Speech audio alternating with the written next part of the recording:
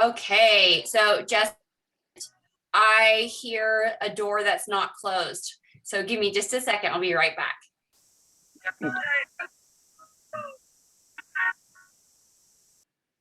Free.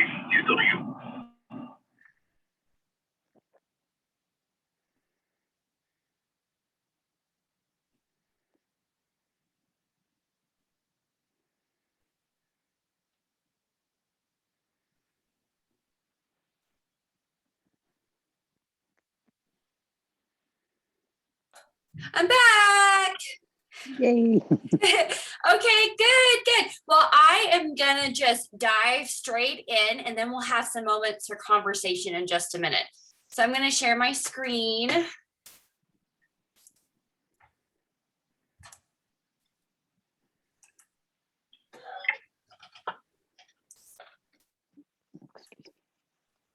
All right, here we are. We are in week 5. So awesome and exciting. And is everyone, how are you doing? Are you feeling tired? Are you still feel energized? Feeling energized. I'm just tired from my trip this weekend. And what a trip it was. Oh, it was. Awesome. Anyone else want to chime in? I know I see some phones and people are multitasking, and that's okay, but anyone who can. Are you feeling tired? Are you still feeling like you're ready to go? Steph gave me the thumbs up a little bit ago. I'm gonna go with that. I had the day off today, so I'm kind of trying to enjoy it. It's not working. Woohoo! Well, I'm only gonna take 30 minutes of your time. So Oh, you're not a problem. It's just the animals. oh yes. Those I little feel fur you babies. there. I got my husband sitting in the living room right now with all of ours. Yeah, got to keep them all entertained. It seems like I get my kids settled and then here come the fur animals. Everybody wants their time. Oh, yeah. Okay, well, let's go ahead and dive into a review of what the assignments are going to look like for the next couple of weeks. And then we'll get into the nitty gritty of talking about public speaking. So let's talk about assignment 4. That's the next short answer assignment coming up. It's only 3 short answers, 100 words for each answer, and use the study guide. So here we're going to be asking about friendship in 3 different specific situations, looking at seasons of life, from doing friendship like in your early years, like think college age, in your middle years in a workplace situation, and then later on think 65 plus in like a retirement community. So there are multiple concepts that you could use, and I'm looking to say, okay, how can you use a specific concept to say this is what it might look like to do friendship in this situation? It's a lot of conjecture, and you kind of get to play and use your imagination. But at the heart of it, I just need to see that you understand the concept and that you can apply it to the situation. Okay. So again, 100 words can seem a little daunting, but if you focus on rephrasing the question or questions as a topic sentence, giving the concept, defining the concept, providing a thorough example. I mean, you can run on for a little bit with the example if you want to, and then come back around and say, this example shows the use of affinity seeking strategies. Does that sound feasible? Mm-hmm. Okay, good. Now, assignment 5 is your large assignment for this class. It's worth 125 points. I recommend getting started on it as soon as you finish assignment 4, because it will take a little bit of planning on your part. It's an interview assignment, and you have 10 questions. They're the same that you're going to ask to someone who related to their family, and then you're going to ask the same questions to someone related to their workplace. So it doesn't have to be someone you work with. It can be someone who works. It doesn't have to be a direct family member. It can be someone who has a family. And what we're doing is we're trying to see the differences between family communication and workplace communication. So what will take the bulk of your time is those interviews, making sure that you have those set up. And it says record your answers. It doesn't mean record in a digital form, like in video format. It means write the answers down. Okay, so you don't need to send any videos or anything like that. And if you have any trouble finding someone to interview, just let me know and I'll brainstorm with you and work with you on how to get that accomplished. So you're going to be comparing and contrasting those answers in their interview, and again, using specific concepts. At the end of that assignment, you're going to be giving advice to the family member and to the interview person based on what you've learned in this course. So it's really your time to shine and say, these are the concepts I've taken in. Here's what I think they should do. And if they're doing great, that's awesome. But instead of giving advice, give them encouragement. What I want to see is you put a spotlight on concepts you've learned and apply them to the your broader sphere. Does that make sense? Mhm. Okay, good. Finally, assignment 6 is a video diary. So that's going to be your chance to try to apply some of what we're going to talk about today. It is just 3 questions, very short, 2 to 5 minutes long in total, not per question, just in total. I'm the only one who will see it. And you're just going to talk about, where do you hope to be in 10 years? What are some assignments or concepts that have really meant a lot to you? And how do you plan to apply those in the future? So it's a opportunity for you to give me feedback on the course, but also to just think about for yourself, how am I going to move forward after this 8 weeks? And again, I can't stress short, 2 to 5 minutes long. Doesn't need to be overly long. If video recording or something like that gives you trouble, or you feel uncomfortable with that, again, just let me know. I'm happy, more than happy to work with you and make this as painless as possible, because I want you to do what? To learn. I want you to learn this material, and I want you to pass with an A. You can do it. It's not too late. Okay? So any questions about the last few assignments we're looking at? No? Okay, good. So let's move on now to what I want to cover before we get into the heart now of public speaking. Earlier in the course, we talked about the model of communication. Communication is transactional. It's a constant, simultaneous process of giving and receiving. So think about talking to coworkers or interviewing for that job you're going to get when you're done here at Bryan, or talking to your boss or clients. There's always a sender and there's always a receiver. And we're constantly working so hard to make sure we're sending our messages the way we want them to be received, and to make sure we're receiving the messages the way the sender is giving them. And within that message, we have all this encoding and decoding that's going on, from the choice of our words to the way that we deliver them and the channel that we use. Think about, like, what are the different ways that we communicate with people? Throw some out. We have face-to-face. That's the obvious one. How else do we communicate? Cellular. Cellular, by doing what? We can do Phone calls, text message, social media. so much. What else? What is a lost art that we can also do? Email, We can email. write letters. Write letters.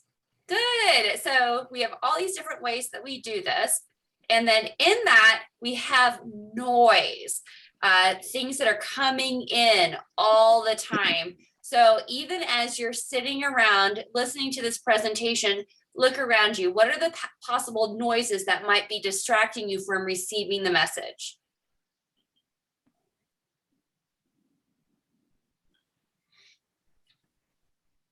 The air conditioner and the pets. Good. Air conditioner.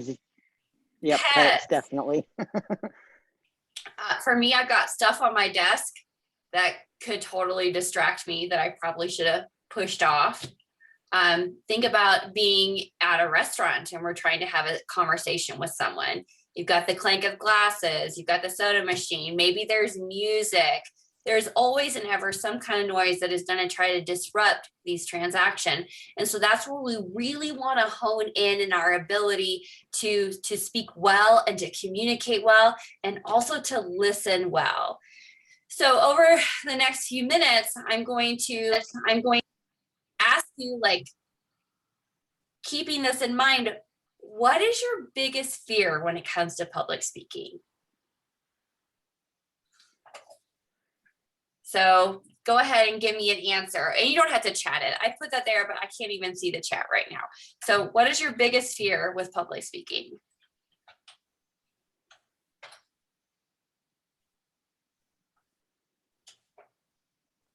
I would say remembering what to say.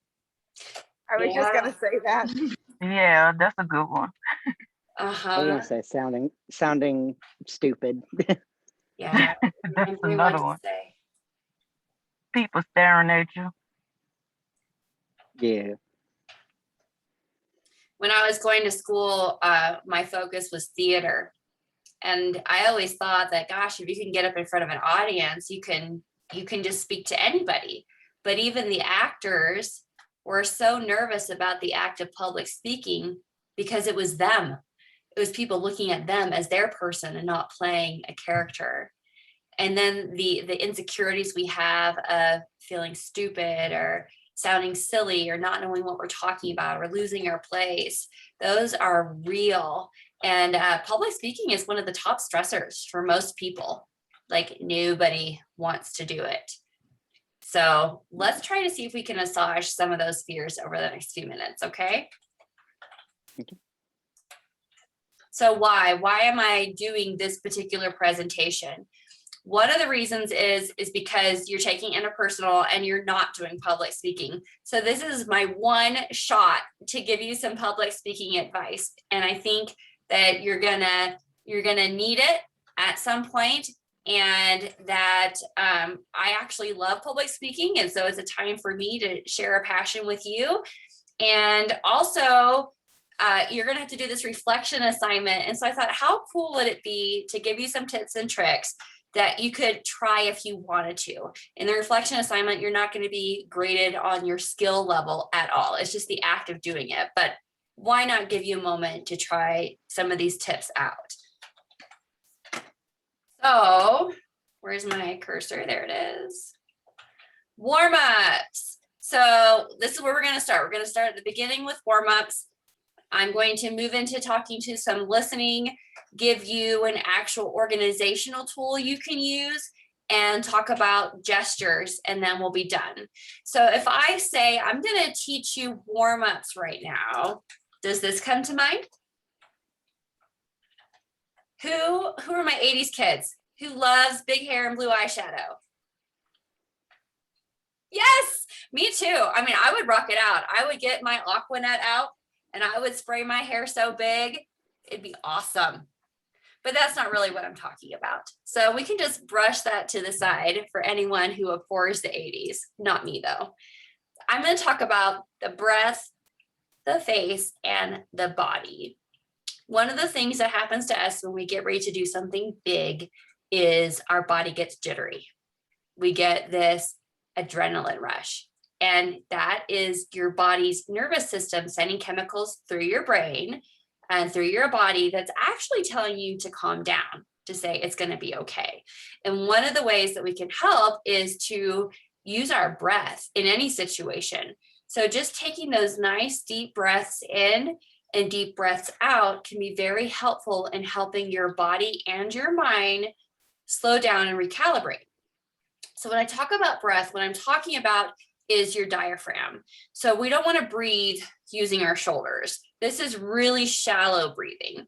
So we want to breathe using our diaphragm. So you don't have to right now, but at some point, put your hands on your belly and take a deep breath in and a deep breath out. And you should feel your belly rise and then contract again. Your diaphragm is underneath your rib cage. So breathing 10 times will be helpful for you. You want to breathe all the way in and breathe all the way out. And each time try to elongate the amount of time you're breathing in and the amount of time you're breathing out to totally flush that diaphragm. So it's moving completely and getting oxygen to your brain and to the rest of your body. Now, let's move into your face. Your face is one big giant muscle, and it plays a huge role in not getting tongue-tied and not getting dry mouth when you're speaking. So some of the things I like to do with your face are doing things like you can massage your jawbone. You can get up here into your temples. You can massage to the front. Okay, you can do crazy things like make a squishy face. If anyone has little ones around you, ask them to squeeze up like a bug. You can laugh at me, it's totally fine. And then open it wide. Squish it up. Open it wide. Blow some air through your lips. I know you feel totally silly. So you're thinking, I'm not gonna do this. They're gonna look at me like I'm crazy. They could, or you can go to your safe place where no one can see you. My favorite safe places to warm up are in my car where no one can see me, and in the bathroom. Hopefully no one's going with you into a bathroom stall. So you can take that moment just by yourself, just to get yourself together to warm up before you have to go face anybody, before you have to speak to anybody. And again, the body goes with it. So we've talked about warming up your face, slowing down your breath. Your body is holding all that energy that your brain is sending out in the adrenaline. So just doing basic shoulder rolls. Do I have anyone here who's in the fitness program right now? Okay, so Steph, this is nothing new to you. Okay, shoulder rolls, touching your ears with your shoulders and going back down.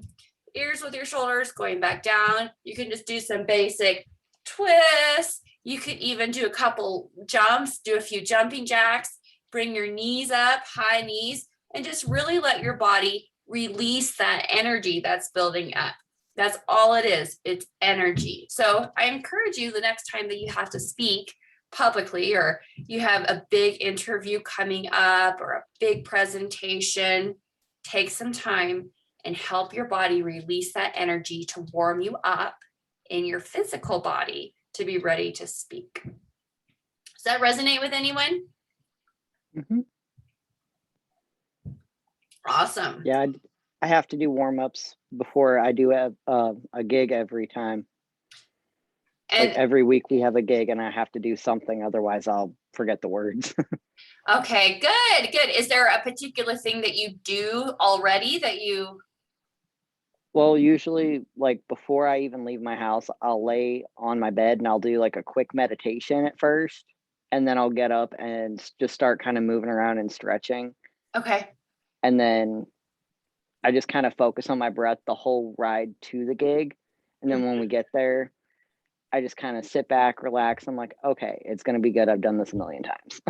okay, good. Thanks for sharing that. And, and really at the heart of it, you're talking about mindfulness, is being mindful of what's going on in your body and your mind to prepare you, instead of focusing on all the what ifs and the out there. Is just, pulling in a little bit and getting yourself ready. That's awesome. Thanks for sharing, River. So now let me give you an organizational technique. The organizational technique is called the tell them strategy. It works really well when you have to think fast for what you're going to say to someone. It helps you organize your thoughts, and it helps your audience track with you while you're speaking. So it's called tell them. The idea is you tell your audience what you're going to tell them. You tell them what you told them, or you tell them, and then you tell them what you told them. So it's a preview, a body, and a conclusion. So tell them what you're going to tell them, and then tell them what you told them. So for instance, what is a situation that you might face in the career that you're getting ready to do? Anybody?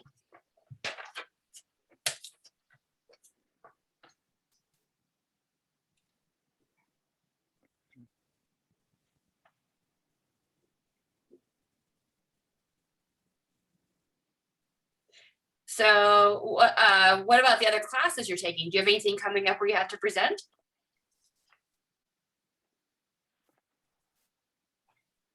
Don't think so. Okay, so I know Steph's a fitness person. Please remind me what these other fields are. Paralegal. Paralegal. Okay, so as a paralegal, are you going to have to give information to the attorney you're working with? Oh, yeah. Okay, so let's say, what is something the attorney might ask you about a client?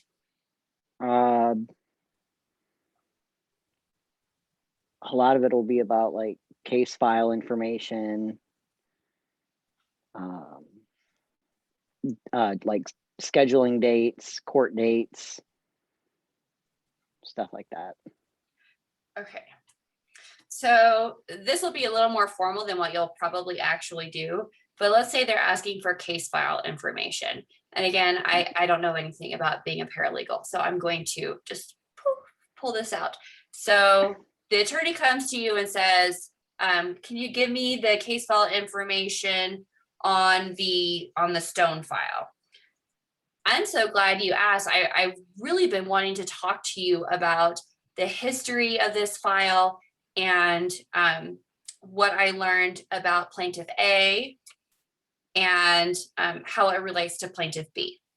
Okay, so what's really interesting about the Stone file is that this person is 100% lying. And I know that because these numbers aren't adding up. So then when I looked to do this, to find out these numbers, I saw that in plaintiff's A case, this is what was said, imagine something. And then when I aligned it with plaintiff B, this is what was said. So as you can see from this history I showed you, where I think that there's lying going on, it relates to plaintiff A and plaintiff B like that. What do you think? So what I just did right there is I got myself ready to talk. I gave the attorney a conjecture for how the conversation was going to go, and then I reminded them of what I said. So that might have been a little clunky, but hopefully it gives you, does that make sense? Yes. Okay, good. So now let's do something a little more simple. Give me any topic at all to talk to you about or tell you about.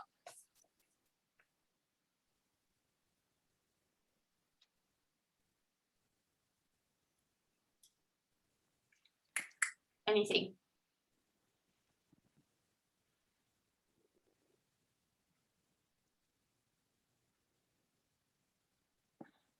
What'd you have for breakfast? Bacon and eggs. Bacon and eggs. Anyone else have bacon and eggs for breakfast? French toast, bacon, and eggs. Woo!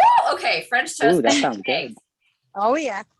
Okay, and you see too, I've got some paper here, so I don't have to, I could just write down keywords, and then I'd be able to talk. All right, so today I'd like to tell you why French toast, bacon, and eggs is the perfect combination. French toast, bacon, and eggs is the perfect combination because it's sweet and salty and potentially spicy. The French toast is sweet. My favorite thing to put on French toast is bourbon barrel aged maple syrup with a little bit of powdered sugar. And then I pair it with some salty bacon that I recently bought at the farmer's market. Side note, if you have never had Alma bacon, you have to try it. It's salty. They have thick bacon, they have thin bacon. And then I love hot sauce on my eggs. I don't know about you all, but hot sauce is on my eggs every single morning.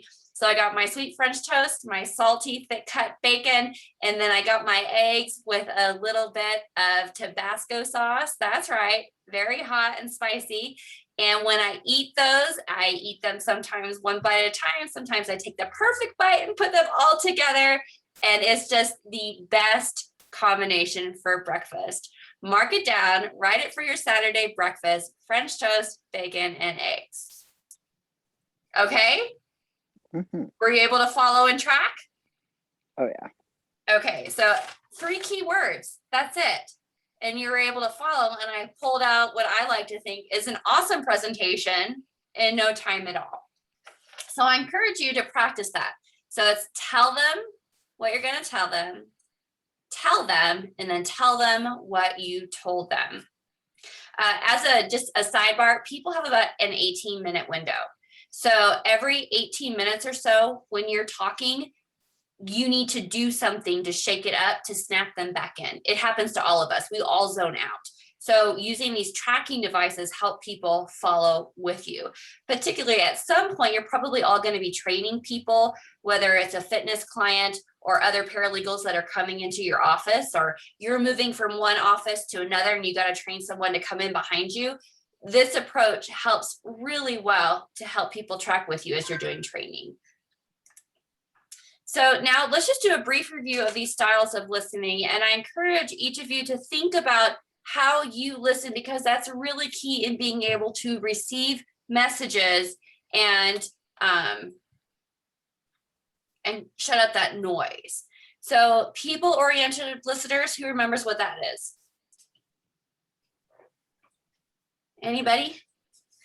The key is in the word people.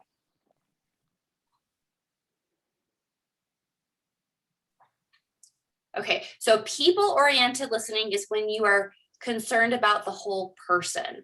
Yes, I'm listening to what you're saying to me, but I'm also looking for cues as to how you're doing and what your social emotional state. I really care to listen to you in the context of the whole person. So let's look at action-oriented listening.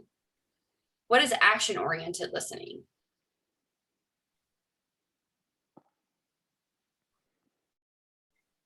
It's when you're worried about what's going to happen or what's going on. Yes, very good. Tell me what to do. I'm looking for that task. Now, content-oriented. What is a person who's content-oriented care about? What's being said. What's being said? What exactly are you saying to me? So this kind of listener is everything but people-oriented, are less concerned with the nonverbals that are happening. I'm listening to the words that you're saying. Now, a time-oriented listener is just a little bit different. So if you're time-oriented, you're probably a little type A. What is a time-oriented listener? Very scheduled, very on time. They got this time to this time. That's it. That's right. Thanks. That's really good. A time-oriented listener is really task-oriented. Cut out all the fluff and say exactly the key words so I can move on.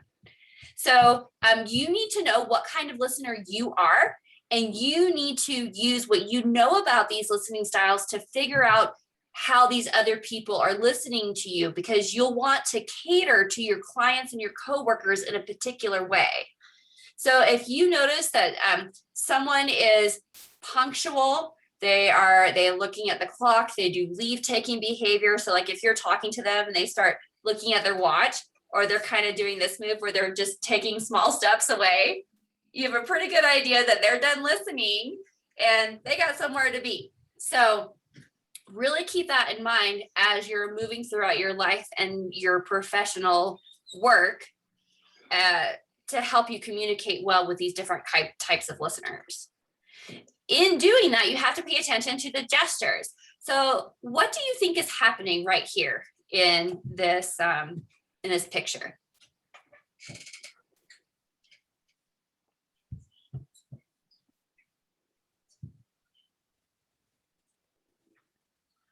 Anybody? He's telling them what to do. Okay, she's telling him what to do. Anybody agree with that? What could we infer? She's not happy. Yeah. And how do we know that? She's got the finger out. Facial expressions, the finger, her body stance. Right, she's got her shoulders are in, her body's closed. So yeah, I could definitely see where she's angry. What's he doing? He looks apologetic. Because His shoulders are slumped down. Kind of like a dog with the tail between his legs kind of look. uh-huh. And what And he's about his, go ahead. Oh, I was gonna say he's got his hand out like he's kind of reaching as like, I'm sorry. I can see that too. He has an open hand. So let's take something opposite. Now remember, these are silhouettes, so we can't actually see their eyes and we don't get to hear what they're saying. Think of something completely opposite. Her mouth is open. So what else could we say is happening here?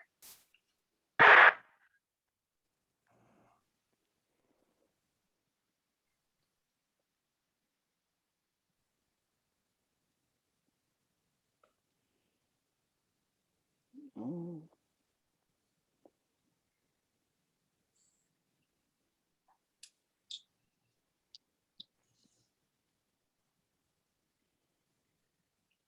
She's asking him a question, maybe? She could be asking him a question. They could be having like an aha moment. I never thought about that. But even then, when I said that, I moved from a pointed finger to an open hand.